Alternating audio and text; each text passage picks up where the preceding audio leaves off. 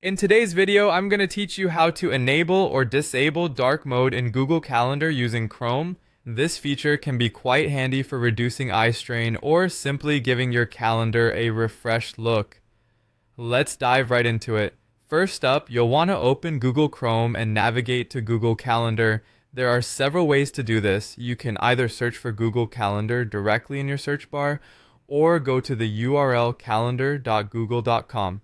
Once you're there, check if you're already signed into your account. If not, look to the top right corner of the page and you'll see a sign in button. Click on that and it will prompt you to enter your Google account information. This needs to be an account that you have synced with your calendar to make the changes you desire.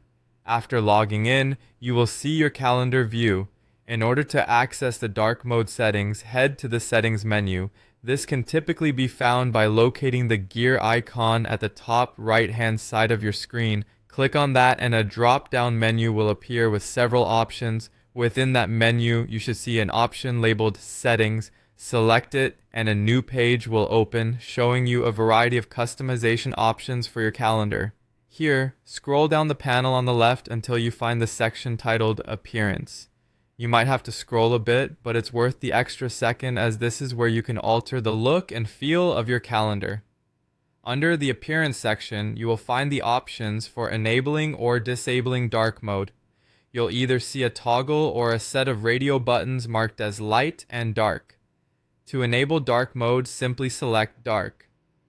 If at some point you wish to revert back to the lighter view, simply choose light.